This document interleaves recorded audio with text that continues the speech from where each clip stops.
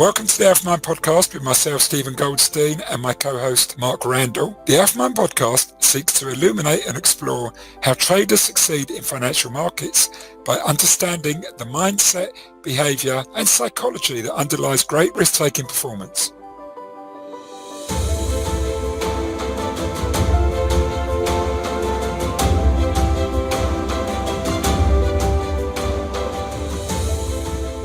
I can tell you that I spend very little time studying options. I spend very little time studying trading. I spend the vast majority of my time studying personal development and techniques on how to think better. Because, look, when I started trading, just as an example, when I started trading in 2006, I went to this Invest Tools thing. I talked to traders there who had been in the market for 10 years, and they're still not making money. That's why they're the Invest Tools thing. Within a year and a half, I had a hard time my first 6 months, but within a year and a half, I'm coaching traders. Within 2 years, I'm coaching the mentors that mentored me in my initial trading program. And now 10 years later, I talked to some people I met back in 2006, and they're still not making money in the market. They probably know a hell of a lot more about trading than I do. But, what is it that allows me to take trades? What allows me to pull the trigger? What allows me to do this stuff? And it all has to do with mindset. That clip was taken from today's episode with John Locke. John is an options trader at S&P Capital and also works as a coach to other traders. John was a fascinating guest. As you will hear from John, he didn't spend vast amounts of time learning about markets, trading strategies, analytical techniques. He spent much of his time putting in his efforts into developing himself. This intrigued us at AlphaMind, no less because this is something we bang on about all the time and is a major feature of our own backstories in trading. John is a great example of this, and this almost certainly comes from the fact that before he was a trader, he was a success coach. He had the answer before he started, and he practiced what he preached once he started working as a trader. The first part of this podcast is predominantly about options trading, and even if you aren't into options trading, this will be a great listen. The second part is around 25 minutes into the interview, where John starts talking about trading mindset and how our emotions impact our behavior and our decision making. And this is where the podcast really does take off. I'm sure you're going to love this episode. Even if you love it just half as much as we love doing it, you will find it incredibly valuable and useful. Now, before we start, a quick word about our podcast sponsor, the Society of Technical Analysts, the STA. The STA are one of the world's leading institutions for the advancement and education of technical analysis. By becoming a member of the STA, which is open to people from all over the world, you will get access to fantastic webinars and talks, including a backlog of talks over many years with some of the leading figures in the world of technical analysis and trading. They also provide an outstanding newsletter with excellent articles and research, and they also provide fantastic education and diploma programs, including an outstanding home study course written and developed by some of the world's leading figures in the world of technical analysis. If you want to know more about them and becoming a member, go to their website, sta-uk.org. Finally, a quick word about the AlphaMind Trader Performance Coaching Program. This program goes beyond learning about the known aspects of trading: strategy, tactics, analysis, risk management. This looks at what we call the metagame of trading, the game beyond the game. This is the game you have to win to succeed at trading. Now, our program, our Trader Performance Coaching Program, is based on work we've been delivering to elite traders at some of the world's leading trading and investment businesses across the world over the past 10 years. The coaching helps people facilitate greater self-awareness that enables them to see themselves from afar in ways that they have never experienced before. This raised self-awareness enables them to understand at a much deeper level how they can improve, and then supports them to make positive changes, which helps bridge the gap between potential to succeed and actual success itself. We believe everyone has the ability to succeed. Unfortunately, most people are looking outside of themselves and beyond themselves for those answers, when all along the answers exist within themselves, not outside. Having a helping hand along that pathway makes the journey so much easier and massively improves the chances of success. To know more about this program, we produce this in association with our coaching partner, Alpha R Cubed. That's the word alpha, the letter R, the word cube. You can find out more about the program by going to their website, alpharcubed.com, or emailing info@alpharcubed.com. You will also find details about the program on the AlphaMind blog at the top of the page. Now on with the podcast. Well, welcome to this week's AlphaMind podcast, and we're delighted to have John Locke with us. John Locke established Lock in Your Success back in 2006. He's authored more than a dozen options trading strategy course books, created many career-changing trading performance programs, which are used by traders around the globe. He's a professional trader on S&P Capital's options trading desk, and some of you will be familiar with S&P because we had Merritt Black back earlier on in the series of podcasts. So we're very interested to hear John's angle from the options perspective of his career so far, and of course how he's then transformed that into actually a trading coaching type program. In his pursuit to become an expert in the study of human behavior and trading performance, John has achieved multiple master certifications in transformational coaching, neuro-linguistic programming, and hypnosis, and is deeply involved in many other self-improvement sciences. And those of you that know the way this podcast drifts in its conversation, we've got a lot to talk about there. He uses these skills to help traders conquer fears, overcome anxiety, and break through the barriers holding them back from performing their best. So John, welcome. Let's hand over to you. Tell us your story. Okay, so before I started trading, in other words, I wasn't a trader by trade. Before I started trading, I was a success coach and a life coach, and we used to train people on how to overcome obstacles and so forth to be successful in life. And somewhere around 2005, 2006, I went to an Invest Tools seminar. I don't even think they're around anymore, but I went into one of those seminars. I kind of got hooked on trading, and I started trading, and I got very good at it very quickly. Not that I didn't go through my struggles in the beginning, but like everybody else, but I ended up getting really good at it, and I was part of trading groups and so forth. I started having traders ask me to coach them on what I was doing because we were getting some really good results. And this was back in like 2007-ish, and only about a year after I started. From there, our business kind of started to attract a lot of traders, and and here we are today with our business going on the way it is.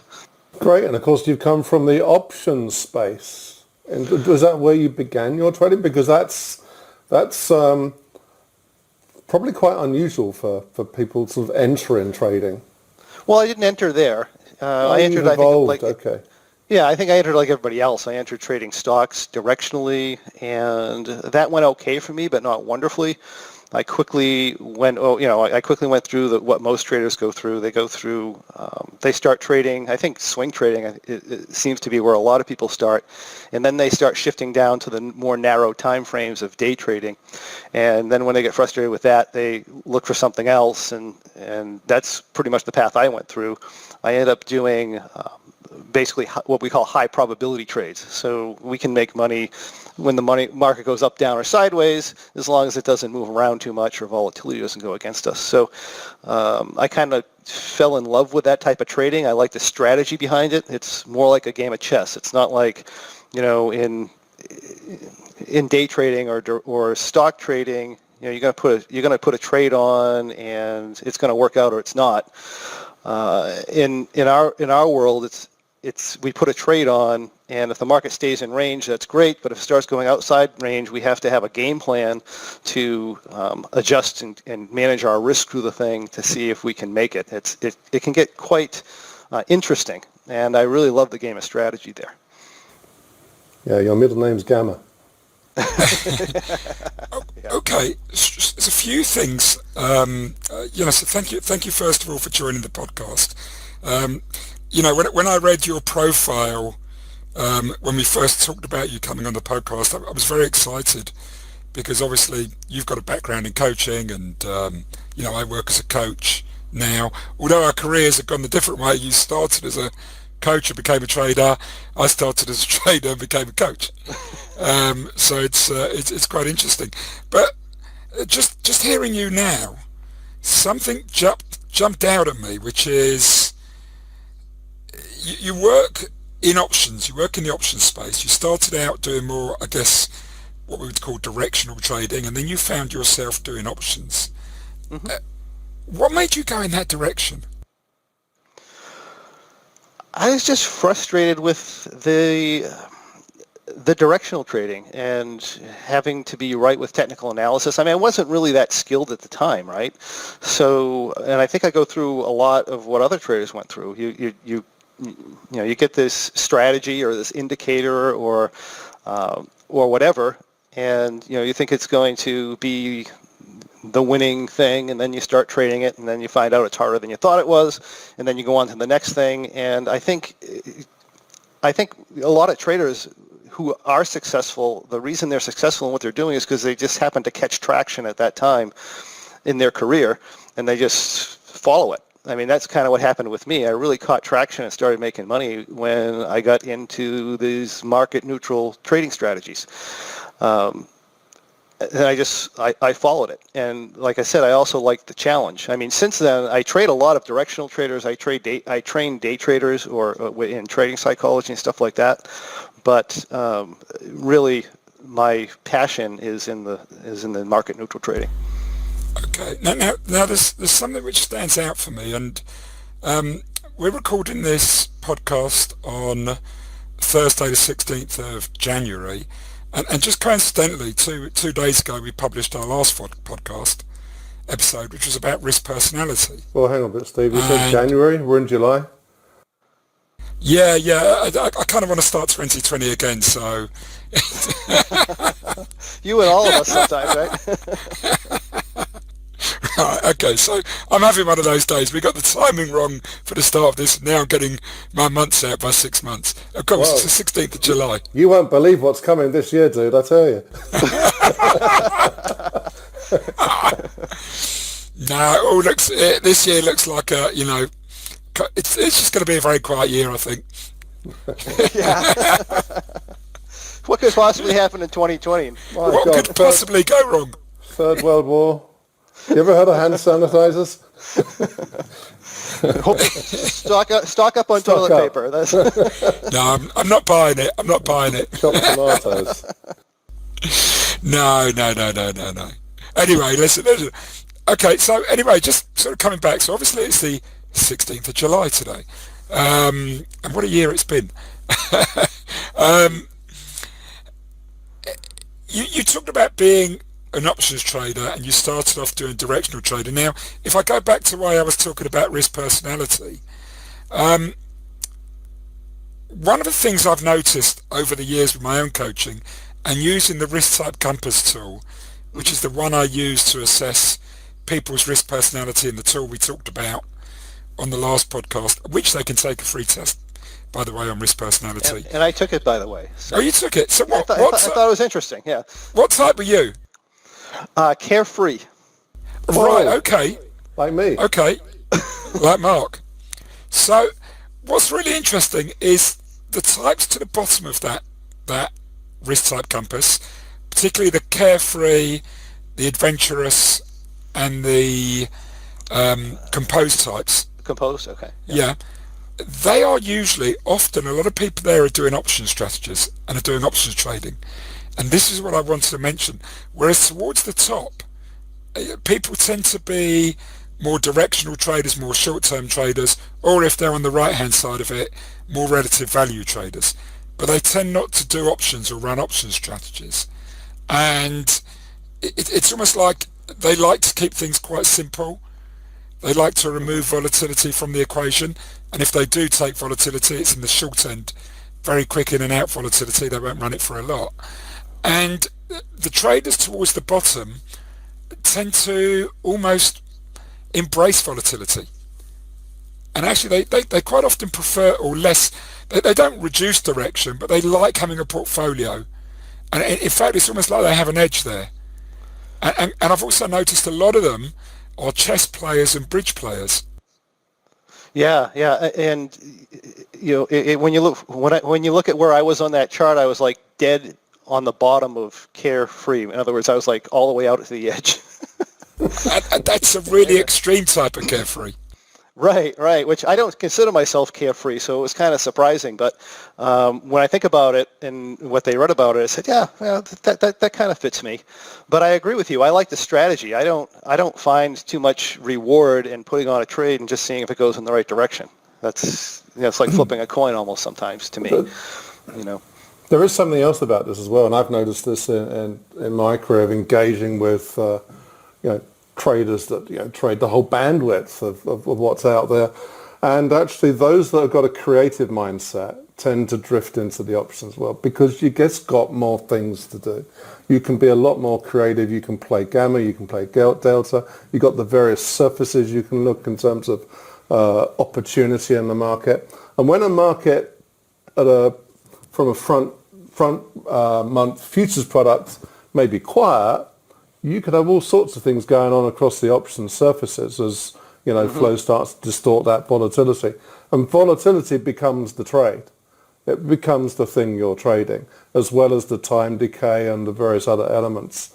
And I think people with a creative mindset are drawn to that because, of course, they can map that against their portfolio in their outright, in their cash or in their futures products. I think you're right, Steve, that, as you mentioned, that bottom left-hand side of the chart, of the compass, tends to be a very creative area. And I think, people in that mindset will tend to drift into things that give them that opportunity to reflect that in their professional career, in trading in this sense. But also, they tend to be, I call them architects. Yeah. They tend to be designers. For sure. And it's interesting that you've built and developed lots of trading strategies, lots of option strategies. Yes, I have, and we have 12 that we cover regularly, just every week. So, and there's a lot more out there that I've done. So, definitely spend my time developing things like that.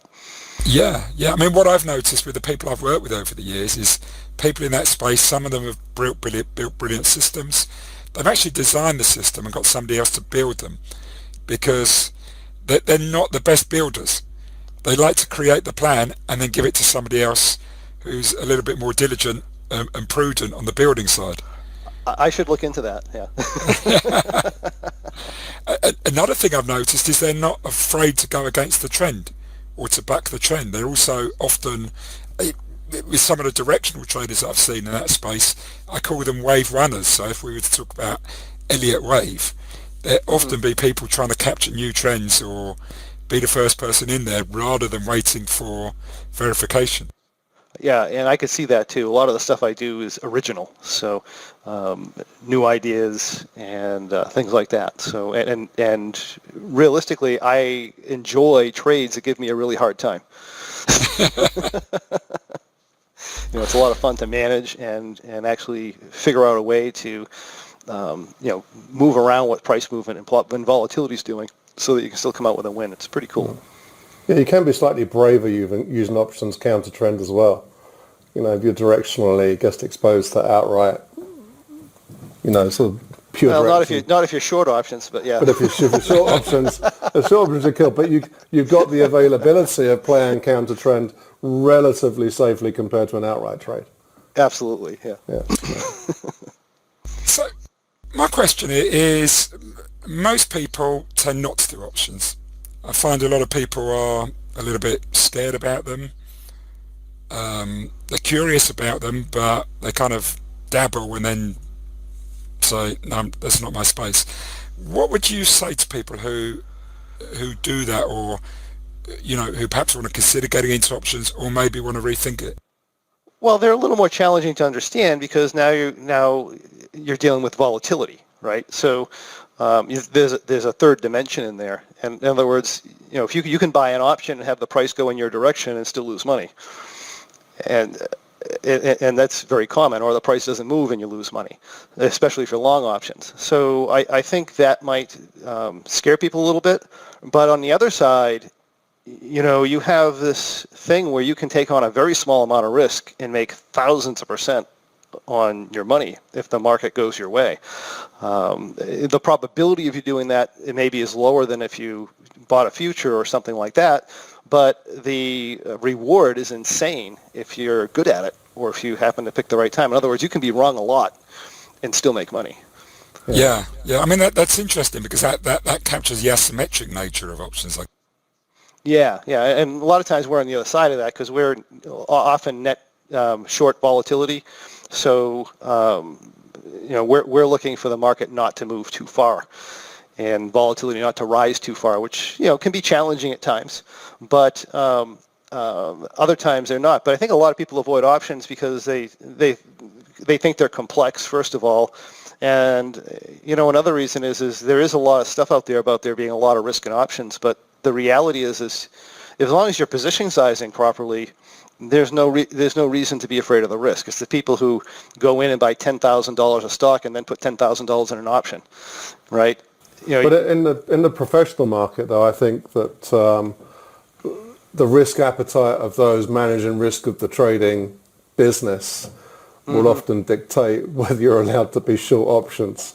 And I've known tons of people that could only buy options, in big businesses, because they didn't have the the modeling in the background to be able to manage something nasty going against them, to be able to to cover that risk appropriately.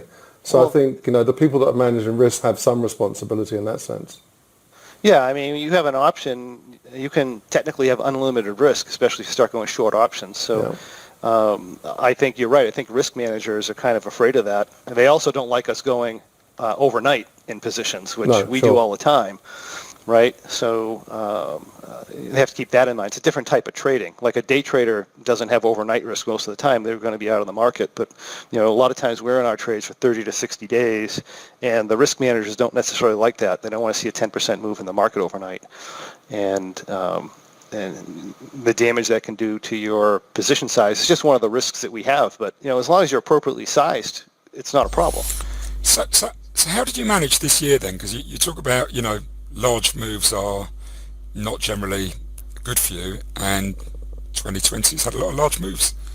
This is actually one of the best years that I personally have ever had, and my second best year was 2008 from a return standpoint. So I'm in strategies that generally are sensitive to price movement, but here's the deal. I mean, depending on how you manage them, and depending on how you manage them, usually you can do okay in the volatility expansion. A lot of times you'll lose that month, right? So we do like monthly trades. A lot of times I'll lose that trade, but it'll be typically within reason.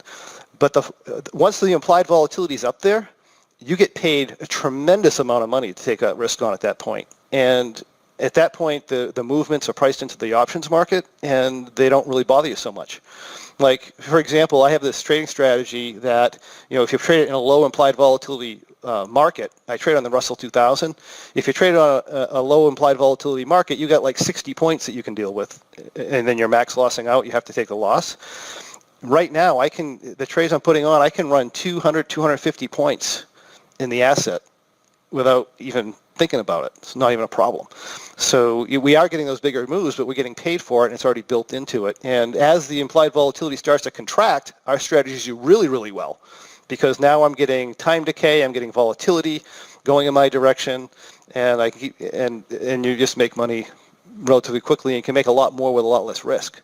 So this is really interesting again, because if I go back to what I was talking about 5 minutes ago with regard to people's risk personality and the games you like playing, one of the other elements I normally say about people who are in that position where you are is they see the whole matrix. So whereas people at the top, they want to win every hand that they're in. Do you see what I mean? Which isn't really a bridge playing strategy, right? No, it's not. Sometimes, you've got to take your losses. It's just part of the game, and you're not going to find a strategy that wins all the time. That's a challenge that a lot of people have that come into our type of trading. They come into our type of trading because we win 90% of the time, right? And they're afraid to lose. So when they do lose, it's this really big, horrendous thing, where day traders probably used to losing. Yeah.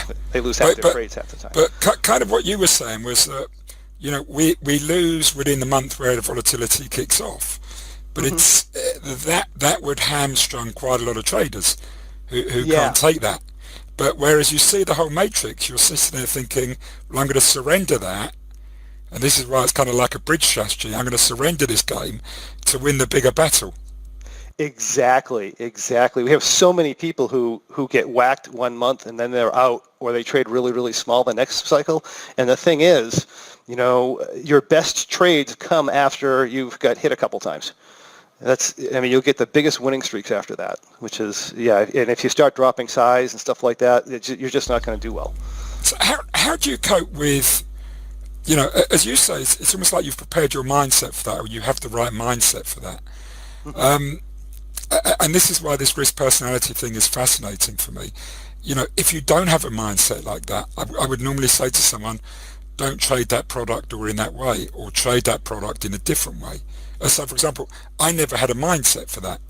So I did try trading options at one point in my career, but I almost traded them as a de facto future. And it very rarely worked out well for me. I traded them as a de facto spot instrument. So I kind of forgot about the volatility. So I might have a great move in the market right. that I want, but my option strategies lost money because the volatility's exploded, and I'm sitting there. So for me, that didn't work, and I didn't have the right personality for that. Well, is it personality, or is it just what your expectations were versus what it actually was? I think that's a big point too. You have to think about. Some people get into trading and they expect that they're going to win all the time, and when they don't, they expect they're doing something wrong. But when really that's just the process you have to go through. The world of options is full of things that most people within a trading sense don't normally talk about. It's it's the Greek letters that come, it's the various types of strategies. And for the standard trader, a lot of these things, including their management, are just a different vocabulary that they're very uncomfortable talking about because they just don't know that language. And I think the risk people are part of that, the senior management are part of that. And, from a comfort point of view, if you're walking into this world as an options trader and you just don't know the vocabulary of that sphere of trading, it will become quite uncomfortable if you start discussing things with peers in the business because you could suddenly be very much out of your depth. And particularly if you've got no sense of almost like the math that sits behind it. You need to know some fairly good detail about the functionality of the way things are priced. Well, you make a couple points there. One of them is, the group thought, so to speak, right? So you're in a group of people who are not trading options. It's hard for you, or whatever it is, right? If you're in a group of people who doesn't do something, for you to go out and do that thing is going to make you feel uncomfortable just alone. But you're right. The options, they do have a lot more different dynamics to them. But at the same time, it's still fairly simple. I see the option strategies we do. We talk about the Greeks and all that other stuff, but when it comes right down to it, it's more. You get more into a feeling of how implied volatility is going to shift given the news environment in the marketplace, and you get a feeling of where the technicals are going, given what's going on in the marketplace. And once you can kind of get a sense for that, I think a lot of people don't make it in options because they're too focused on the technical side. They're too focused on what the delta is. They're too focused on this, as if there's a mathematical equation that's going to give you the perfect trade. That just doesn't happen. You kind of have to, you have to kind of get feedback from the marketplace and have awareness of what's going on, and utilize that. And that's how you're going to be successful, because there's times where certain option strategies are just fantastic, and there's other times when they're just way too much risk and you don't want to be there. Yeah, I don't know if listeners wouldn't have observed that, but I was pointing at me then because that was me. I did make money occasionally on options, sometimes good money, but it's only when they were kind of as a kind of de facto directional trade or as a kind of expiry trade, and I was looking for, expiries just to come into them. In other words, there was a very short-term element to them. And they're great for that because you can lose a lot of trades, and then you can get this big hit, and you can move on. But you do have to get over the losses. Well, I've seen a business taken out with 100 million hit on an option thing that they just mispriced the curve on. So they were pricing their book, and there wasn't any straightforward settlement price for an option. So they kind of based it upon the front of the curve, and the rest of the curve was just so badly mispriced. They must have either been oversized or they weren't covered, right? Yeah, it was just it almost took down a business. Yeah. But I think it has. Like we've had people being short options. Oh my God. And the problem is that you have these people and they're managing other people's money, and they're trading these naked short options or some other strategy that has a tremendous amount of risk, and they think they're not going to lose just because it's never happened before, right? And they're back testing and stuff, which is completely absurd. And I would have a problem having somebody manage my money who does options, because I would be afraid that they don't understand the risk that's involved. And that's probably what happened to your guy. And they just didn't understand the risk. If they were covered and they were willing to, when they were appropriately position sized, they may have taken a loss, but they're not going to put themselves out of business. Yeah. Yeah, one of the other things with options is you can get into a situation where you want to get out, but you can't get out.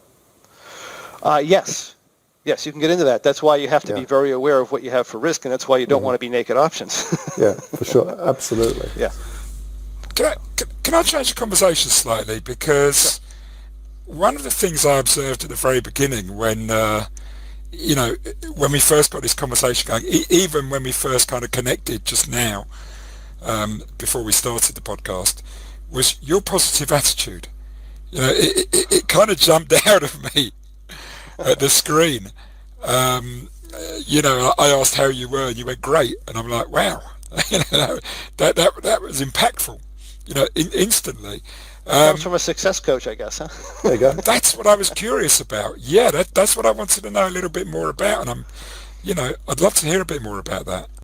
Yeah, so, as human beings, we default to certain things, and I've had a lot of training on how we think and how to control or how to manage your attitude and keep an optimistic outlook. And, we have a lot of tools, and, it's interesting because I talk to a lot of traders, right? And they spend all their time learning about options and volatility or trading strategies or whatever.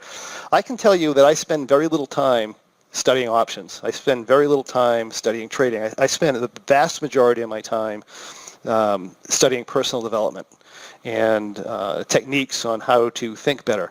Because, look, when I started trading, just as an example, when I started trading in 2006, I went to this InvestTools thing. I talked to traders there who had been in the market for 10 years, and they're still not making money. That's why they're the InvestTools thing.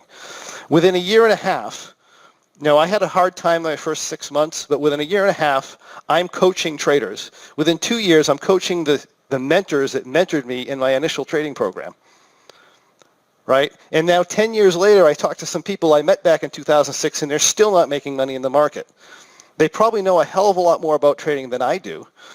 But, what is it that allows me to take trades? What allows me to pull the trigger? What allows me to do this stuff? And it's all has to do with mindset. Right?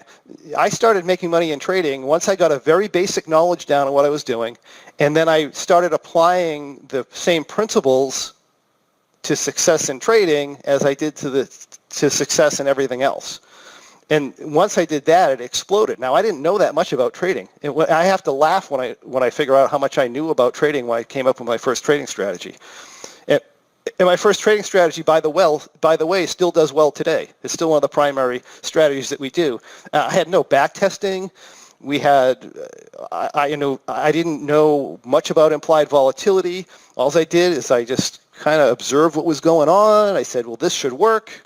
And we put it together, and here we are today. So the mindset part of this is so important. And, if you want to keep going, the other thing that happens to me early on in my career that I found very interesting is I came up with this trading strategy, right? We call it the M3.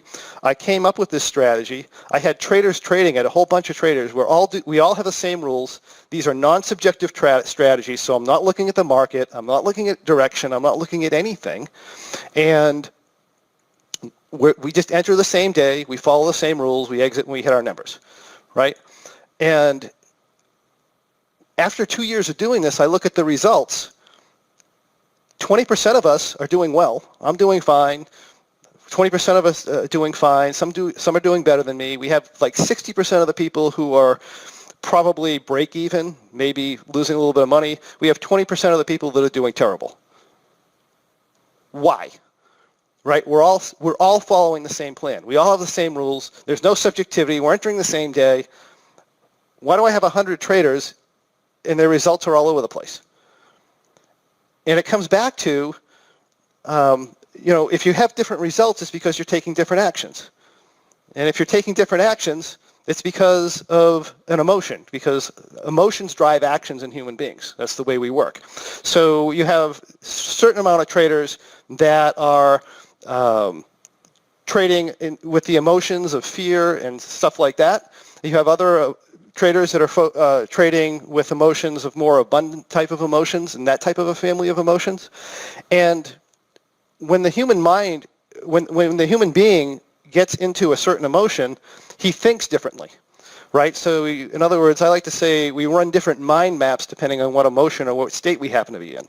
So if you got a guy that is in the state of fear, he's looking at the same rule set, he's looking at the same situation, but he's interpreting and filtering information differently than the person who's abundant and so forth.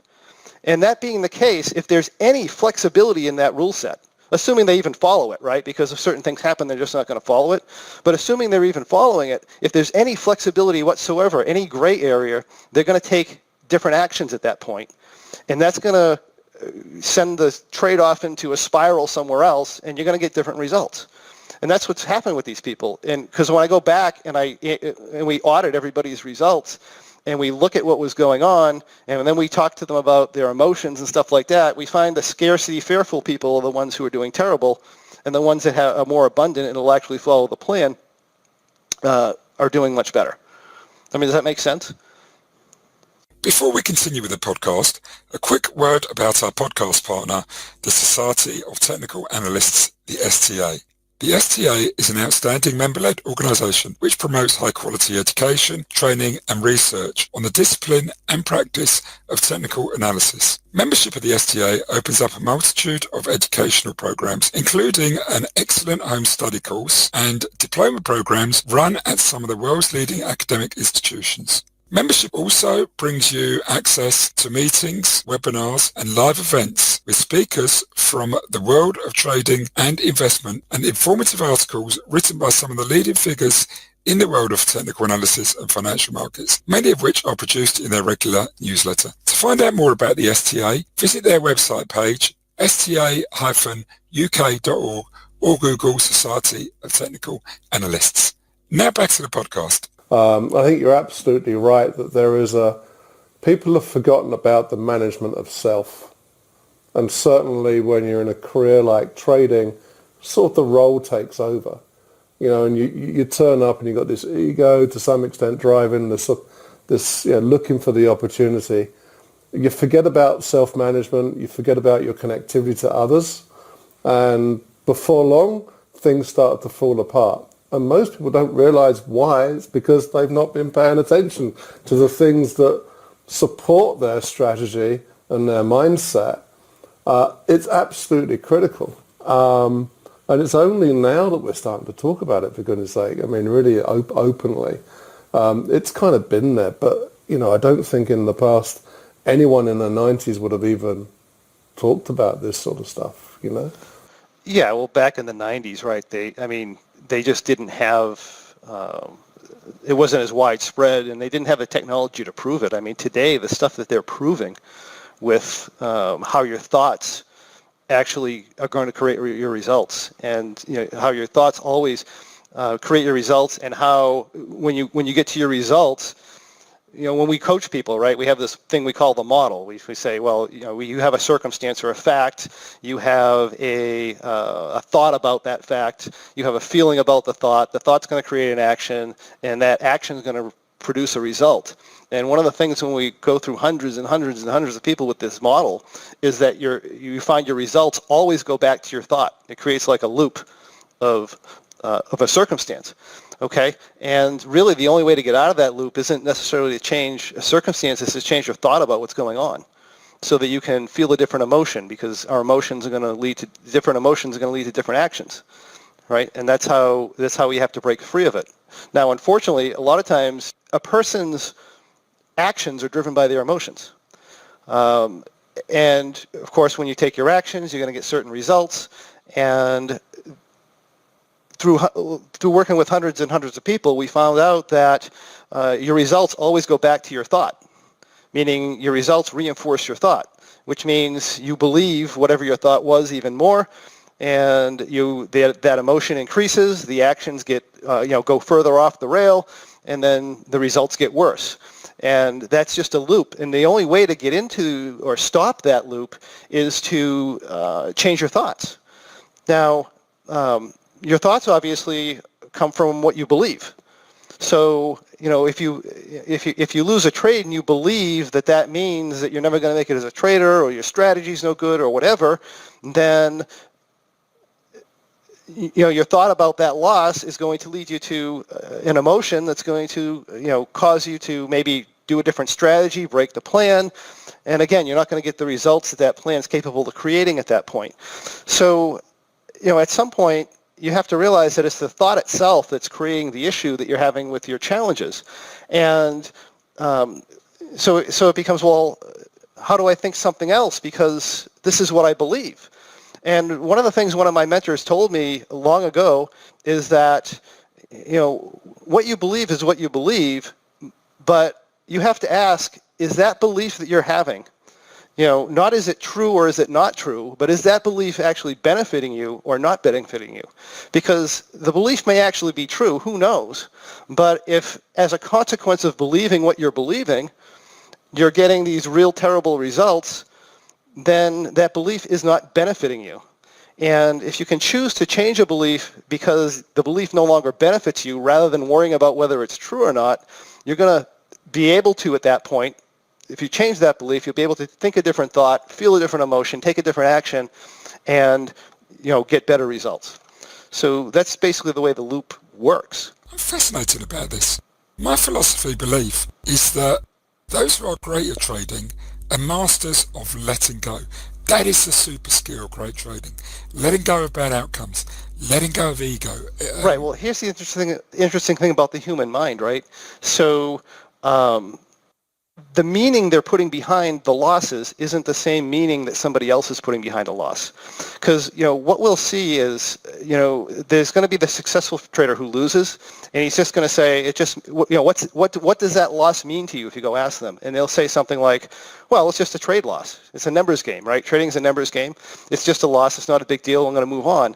You'll have other people who you talk about a loss to them, and they'll say, well, it's a disaster. And when you start digging deeper and deeper into what they're actually thinking, it's pretty scary. I mean, if you thought the same thing, you'd be afraid as well, right? So one of the things about the human mind is that if the consequences of something are undefined, your mind freaks out. It wants to know what the consequences of this loss is. And a lot of people logically, all they'll say or all they'll think is this loss is going to be terrible. In which case, it's undefined, right? Because what we do this thing, we have this tool called a thought download. And what we'll do is we'll just download our thoughts or write down everything that we're thinking. After that, because the traders will write down whatever they're thinking and how afraid they were, but after that, what we'll do is we'll dig into what they wrote down and basically ask the question, so what? So you're going to lose a trade. So what? Right? And they'll find out that, well, what does that mean to you? And we'll go on and on and on, and eventually it means that they're never going to make it as a trader, that they're a loser, that they're a failure. So what? So you failed. So what? Right? Well, that means that nobody's going to love me. So what? Well, if nobody loves me, then, what's the point of living, right? So this thought path always leads to death. So when you go back and they think about losing the trade, their unconscious mind is thinking about death. It thinks they're going to die because there's no definition. There's no limit as to how bad it can get. And I think we've experienced this in other things when we think something bad's going to happen and we don't know how bad it's going to get, we get real freaked out about it. But even if it is really bad and we know very defined what our risk is or how bad it's going to get, if we know that defined, we feel better about it, even though we know it's a risk. So this is a really, really big part of the work I like to do with traders is to clearly define what that risk means and make sure that they know that risk, when that risk is clearly defined, it's just simply a trading loss. It's not you're going to die. It's not you're not going to be loved. It's not that you're a failure, right? It's just a trading loss. And once they get that, it's a lot easier to manage it because you're not going to be able to manage your mind if you think you're going to die every time you lose a trade. It's just not going to happen, right? And these are the types of things that are like that. And I was the same way early on. You got back to saying, well, how did you change? I mean, it's the same thing. I lose a trade. What does that mean? And I did the work with myself, and I come to find out that it means this crazy shit that it doesn't mean, right? So once I clearly define what that loss means, I'm fine with it, right? And I accept it ahead of time. Also, I realizing what a loss. You get a lot of traders who don't even mentally accept that the trading strategy can lose. Right? They'll come up with an indicator or a strategy or whatever, and they don't even accept it really internalize and understand that strategy is going to lose. And they think if it does lose, then that's a problem, rather than understanding that it's actually part of the game. This is what trading is. It's like playing football. You're going to lose some games, no matter how good you are. And losing a game isn't a disaster. You just lost a game. And as long as we can keep it in that game setting, then it makes it a lot easier to deal with that, right? It brings their fear level down to something that's reasonable. Yeah, I've got a thing to raise on that. I guess it's the fundamental question that you need to ask yourself: can you afford to be in the game? Because there could be people out there that have got a $20,000 deposit that is their life savings that does get wiped out by a bad trade, and then there is a big question about the negative impact of that they then have to deal with. So I think that there is this pre-trading question for those, particularly on the retail rather than professional, because professional you've got the support of the structure of the business you work for. But those on the retail that can't afford it and are walking into trading with not the skill set to deal with the damage that might occur if things suddenly go pear-shaped like a 2020 occurring. So I think there is a fundamental question about the affordability of being in the game, because if you can't afford it, then you shouldn't be in it. That is a fantastic point that you bring up, because whenever we talk about fear, that is the first question we have to ask. We have to ask, should you be afraid? I mean, maybe they are gambling their life savings. Maybe they are short options and they don't understand what the consequences of short options are. So so you do need to understand what you're doing at a mechanical level. You do need to understand what your risk is, and you do need to put yourself or be in a position where if you lost that money, that you can deal with it. I agree with 100% that has to be there, and I've run across that with traders as well. We had a trader who came into our business, and he's trading a $50,000 options position, and that has a maximum loss of $15,000, and the guy's got a net worth of like 70 grand. Completely irresponsible, right? Even if he kept the trade at maximum loss, which was 15,000. It would be irresponsible, in my opinion, to be trading that size. But on top of that, he didn't even he didn't have the skill or the mindset to get out of the trade when he was down $15,000. He went down $20,000, $30,000, $40,000. Then he gets oversized in the trade. Now he's down $50,000, loses everything that he has, right? Completely irresponsible, and that stuff can happen, and you really, really have to think about it before you go in and put the risk on. If you're feeling fear, you should definitely see if that fear is actually telling you something, telling you that you're doing something stupid, that's what fear is there for, right? However, when fear is not justified, that's a different story. Then we want to deal with it. We want to make sure that they get the mindset right. He seems to have gone in with either massive overconfidence or desperation. That'll do it, right? So the guy, you get some guy or girl that has been, they're desperate to make money. They put on this big trade, and they think it's going to work because they saw it work and because they back tested it or something, right? So it has to work. You worked yesterday, it has to work tomorrow, and because they're desperate to get that money. And then the problem is, if you're desperate to get the money, once you're drawn down, you don't want to exit the trade because now it's even worse, right? So you're desperate to get the money back. and you just stay in it till the very end and hope you win. That's the way human beings act when they're in desperation, and that is not a way to trade. Not at all. It's fascinating because there is the other side here, relationship with money. Yeah, it's funny. It all comes into trading. And a lot of it's your self-esteem comes into trading, your whether or not you feel loved, and all that. It's all hitting you at the same time. And people with money, I mean, people see money as extremely important, and rightfully so, because a lot of times it is. And that definitely brings in all the emotions. The human element is amazing. You trained your human side and developed that more than you worked on your trading strategy. Well, let's look at it this way. I can tell you, from my point of view, with 100% confidence, you give me any trading style, whether it be futures, directional, options, or whatever, and I will learn how to trade that and be profitable with it in a very short period of time.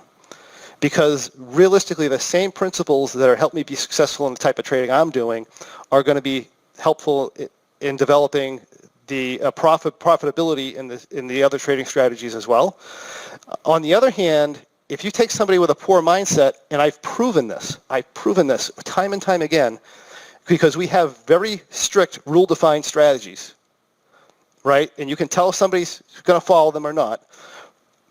But you can give a lot of people the best strategy, and they absolutely are not going to. And they're not going to make money. They're going to lose. If they don't lose because they're not following the rules, they're losing because their position sizing is bad, right? It's because they're escalating their size when they're winning. They're dropping their size after the big loss, which you can kind of get away with in directional trading because your wins are bigger than your losses. But in our type of trading, you can't get away with that. Your wins are equal to or less than your losses, which means that if you trade 10 months at a small size and then you use that as evidence that you have the perfect trading strategy and you could quadruple your size and you lose, you've lost all that money. You've lost all of it. So, and then some. And it's not because the trading strategy is bad, right? The trading strategy was fine. You had a position sizing strategy problem, and those are the types of things that we really need to look at. And the position sizing strategy problem was because probably you scaled up and got overconfident when you were winning, and then the confidence, and because you were relying on the win for confidence rather than something else, as soon as you lost, the confidence was gone. Yeah, and right. I think this explains exactly why the AlphaMind podcast exists. Of course. This bring in these very important points, for the community to understand. The fact that success is dependent upon mindset. How you managed your day yesterday and retired and slept and woke up this morning will determine how your day is today. Absolutely. It definitely. And I loved your point about the positive expectations. I think in England we have this phrase, you create your own luck, and that is a mindset-driven thing. But also, you sort of forge your own destiny from that mindset too. And you can get it so badly wrong that if you have a mindset that's dragged into the negative thought processes, you're not even showing up for the present moment to take in life as it is. But also, you're certainly not taking a part in a very complicated, volatile environment like markets if your mindset is just, off the ball. Your mindset determines the information you see and the information you delete, right? So that gives, and based on what you see and what you delete, that determines what your decisions are going to be, right? So if you're only seeing crap, it's kind of like, you know how you got Facebook, right? If you look for something on Facebook, the artificial intelligence behind Facebook will show you more of what you like, and it won't show you what you don't like. It's the same thing with your mind. I mean, you're searching for things that, in other words, you're biasing and you're filtering the information that you're taking in a way that isn't going to benefit you, which is going to be extremely problematic. You guys ever see Darren Brown? Okay, well anyway, he has this one on luck, right? And there's this guy who believes he has bad luck and the things are always wrong with him. So what they tried to do is they tried to show him or present him to situations where all he had to do was take advantage of it, and he would have been lucky. I mean, they'd throw money on the ground, for example, in the path he knew he was going to take, and he'd never see it. And they would, give him phone calls about how he won the lottery. He would never take them. They went to the point where they actually put a billboard on a big truck, and they drove it by him with his name on it, saying, "We have this money waiting for you." He never even paid attention to it. Right? Everybody else in the world saw it, but he didn't see it because he didn't believe that he could have that luck. It was really a very interesting episode. It was really cool. But it's the same thing with trading. You have a billboard on what to do, and you're not going to see it if you don't have the right mindset to see it. As Mark said, this is the central tenet of this podcast. We had an email from a listener last weekend who said that he had listened back to the Merrick Black episode from last year 4 times just last weekend alone. And that episode remains our most downloaded episode. Yeah, I like Merritt. Yep. That episode for me captures the very core of what this podcast is all about. It captures the essence of great trading. Great performance comes from within. And if you keep looking outside of yourself, you'll never get there. You'll never fully trust yourself. You have to learn to trust yourself. You have to create your own playbook personal to you. You have to own it. If you don't own it, you'll always be owned by it. That is where I went wrong in the first half of my training career. I was looking for answers outside of myself. And during the first half of my career, I was generally quite mediocre. Occasional bouts of great performance, but maybe they got me through, but generally erratic and underwhelming. The second half of my career, which was catalyzed by participating in a coaching program, was very different. I started looking within, and I started to trust myself, and I created a playbook that was suited to me, that fitted me, right, much better than anything I was doing before. Right. Mm-hmm. Well, yeah, I think you bring up a good point. I mean, you read a book and you get information, and you say, this is the way I should think, and at a conscious level, you can try and think that, but the real test is, how are you feeling? Is that going to a deep unconscious level, right? So if you go back to you said a quote, I think you sent a quote to us earlier. It says there's a difference between making money and trading and believing you'll be making money trading. And let me see, I just found the quote. It says, the latter is when you finally start to trust and believe in yourself. One of the best traders I coached made money almost from day one, but said it took 6 years to start trusting himself. And I said, well, that's an interesting point, right? Because for many traders, it's the other way around. Many traders believe that they'll make money from day one, and then they're going to proceed to lose money for the next 6 years, right? Because of that. But what that does is that just highlights the disconnect that we have as people between what we believe consciously as compared to what we believe at a deeper unconscious level. Because look, in order to trade, if you look at this trader that made money right away, the first part of his trading, he was probably lucky, right? Because, trading has an element of luck in it. But in order to perform for a long period of time, in order for that performance to last, and to be able to pull the trigger on entering and exiting the trades at the right time, he had to have trust in what he was doing at some level. Right? So if he didn't have that trust, he wouldn't have been able to get himself to do it. Yet at the conscious level or his awareness level, he still didn't trust himself. But the reality is, at the deeper level, he did. Right? He still had to have that internal belief in himself, even though he wasn't aware that he did. My point being, I'm trying to show you the other way around, which is the way most traders are. Most traders, at a conscious or logical level, they believe, hey, I'm smart. Trading's easy. They look at the ads on the internet or whatever, and they think, all I have to do is I have to find the right indicator, the right set of rules. I'm going to make all this money. Well, at the same time, at the deeper unconscious level, they've got all this scarcity crap going on, and and these beliefs that are very unbeneficial to them, meaning that when they start trading a strategy or whatever, they can pull the trigger because all the newness and novelties around the strategy, they haven't realized that it's going to be challenging yet. But unless they get that constant validation in the form of wins, as soon as this trader runs into an obstacle, he's going to give up, or he's going to just go on to something else. And that is the scenario where we see where people are jumping around from trading strategy to trading strategy, watching webinar after webinar, taking course after course, just taking in information, but not ever getting anywhere. I mean, sure, they know a whole ton of stuff about trading. They know a whole ton of stuff about implied volatility. There are people out there who know 10 times more about trading than I do, 10 times more about implied volatility, and they're losing money, right? The problem is these people, they don't have the confidence in themselves, so they're not doing the things they need to do to become a great trader. They're just taking in more information, hoping that they're going to find some magic thing that's going to work for them. Where in reality, even if they did find it, they're not going to be able to do it because they don't have because everything's going to eventually go through a rocky period.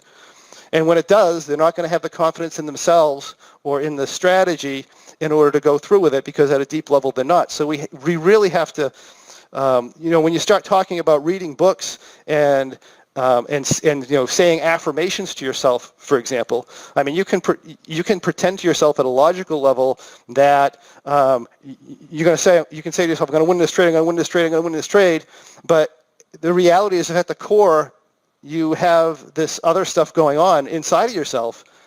You don't believe it, right? So as soon as the emotions kick in and your conscious mind shuts down, the ogre's in control. I call your unconscious the ogre. The ogre's in control, and he's going to do what he believes to be true, which is the same old thing you've been doing for the last 10 years or whatever it is. So, we really have to do what you said, get back in and really work with the trader and see what's going on deep inside so that we can get them to do what they need to do. Stunned. Are you what? It's just essential understanding. I mean, in anything, it's not about doing the... I remember going to a massive conference about emotional intelligence, and someone on stage just said, look, this is not about earning a certificate. This is about embodying and owning a journey and actually living it, and through your senses, the exposure to life and whatever you're getting involved with. But so many people view it as, I've got to get the qualification, I've got a certificate, I'm now a trader, I've been on a course, I can now go and trade. Whoa, there's like we say, it's not about that. But I guess the way society has grown up, it's sort of as, to become qualified, you have to go and get a degree or go on a course or whatever. To a point, that's right. But from a trading perspective, it's deeper than that. It's about you. It's about understanding the mindset of you and the fragility of you in this crazy Wild West world of trading, and just how vulnerable you are to all sorts of stuff turning up and doing bad things. And I think that people don't get that. They think, I've got a certificate, I'm going to go and trade, I'm going to go and make money, I want to get my Lambo, my island or whatever out of the profitability of all of this. And just, it's not that mindset. It's a different mindset. And Steve and I will tell you that some of the most successful traders are the people that you wouldn't believe are traders. They're so, that you have this idea of a trader being this sort of, the gecko of this world. The best traders are the guys that you wouldn't even believe that they were a trader. They have a very quiet, calm mentality. They don't talk about their trades. Well, rarely, very, very rarely. But that they've got this instinct and this intuition, right, and this connectivity to the market because they've embodied that journey. And a lot of times they don't even have that much education as far as trading, right? No. Well, sure. On the floors of the exchange, people were coming out of the streets of East London, but they had a savviness. Yeah, they had a belief in themselves, and it's just the fortitude it takes to actually do well in trading. And the problem with people who go for degrees and certificates and stuff like that is they use those degrees and certificates for validation because they don't have the internal confidence to do it in the first place. Precisely, and that becomes a problem. Yeah. This is all well and good. You need to have this internal trust, this internal confidence, this internal belief. But how do I get that? How do I develop that? If I don't have it, how do I move towards that? And that is the big battle for so many people. And I talked earlier about the earlier part of my career. I was searching for that, and I would go and buy books, and I would read Market Wizards again, and I'd learn something for a little bit, but I wouldn't habitualize it. I wouldn't take it on board. I'd keep slipping back into the old habits, the old ways. Well, in a sense, they're right. I mean, you have to know what you're doing. You have to have a basic understanding of trading. You have to have this stuff. So I don't want to discount that at all. No. You got to have a system and a strategy for sure. That works. It's you got to be able to find an approach. You got to be able to you got to be able to do the risk management, the money management. You got to have good analytical processes, and your strategy and system must be capable of delivering. So that goes without saying in a sense. But more than that, you need a mindset, what I call a metagame. You need to be able to do something beyond that. Those strategies, those systems, your analysis, the money management, none of them are unique. If you do have something that's unique, it's unique maybe once only for a short time, and then other people will find it, other people will catch up. So you have to have something that is everything combined and brings it in and adds something else on top. That is what I call the metagame. Right, and I think it goes back to what you were saying earlier, where you actually had to go in and you had to dig deep inside with the internal work. Some people are lucky they don't have to do that; they already have it naturally. But that's a very, very small percentage of the population. Most of us have a lot of hang-ups. We don't like to admit it, especially if we're males that think of ourselves as logically thinking people. We've gone through our life hiding our emotions and saying we're logical, and pretending we don't have emotions. But that's not true at all. I mean, usually when we start digging into these people, they have some of the strongest emotions you've ever seen. I mean, I life coach women, and women, I mean, tend to be very emotional, but they're no ways near as emotional as a guy who thought he's been logical all his life. Once you get down and start breaking that down, I mean, they have these tremendous fears and emotions in the background that they spent their whole life, hiding from themselves. And I think going in, and you have to break down and see what's going on inside, and that's not an easy fix. That's not a video. That's not a book. That's working with somebody and seeing what's going on, so that we can, bring this stuff up to the surface, so that they can, allow themselves to utilize their emotions in a way that's going to help them trading, rather than having it destroy their trading. The other thing is, too, the motivational triad, as they say, for human beings, which is we avoid pain, we seek pleasure, and we try to conserve energy. So the default action for a human being is to do nothing. And we do nothing unless we're trying to avoid pain, or we're trying to seek pleasure or go after something else. So you get these people who say, I want to trade without emotion. And I'm like, really? You want to trade without emotion?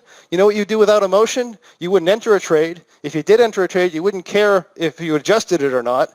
And you wouldn't care about anything. Why would you even bother trading if you didn't have emotion?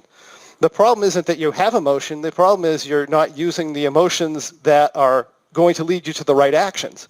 So, I think part of that is just making these people aware that they are utilizing emotions. They are using emotions now, and they're using them, the way they're using them is hurting them, right? And you can appeal to that from a logical standpoint, and you can give example after example after example how you do nothing, right? You can give example after example of how somebody will do something stupid in the short term to get out of short-term pain in detriment to their long-term success. That is the natural human thing, right? Because we don't want to think about the long term. We just if you want to get into the reptile brain, right? The reptile brain, he just wants to get out of pain now. He wants the pleasure now. He's not thinking of the long term. That's for your neocortex to deal with, right? So, and then of course, if the fear starts coming up, your neocortex shuts down, and you're dealing with complete emotion. And yet these people still think they're logical, and they're trying to make a logical decision when they're afraid, and they're making that logical decision based off filtered and biased information, and they make the decision, and then they go back 2 days later, and they go back and look at the decision, and they say, that was the stupidest thing I've ever done. It makes no logical sense whatsoever. But the reality is it did make logical sense at the time because of the way they were filtering information and the emotion they were in. Well, I can incorporate it in the wrap. I think one of the most important things that I think has come to light from John, I think it's something that we've discussed in the past, is to know when you've drifted into a negative mindset. You know, that realization of being aware that you've now attained this different side of you that's going to work against you. And I always remember someone I coached that used to talk about how she in particular had this different side of her that would almost take over her personality. And she would really have a habit of noticing when that was. And her method of managing that was to laugh at it, was to almost just laugh out loud at this other thing in her head that was trying to get her tripped up into some negative.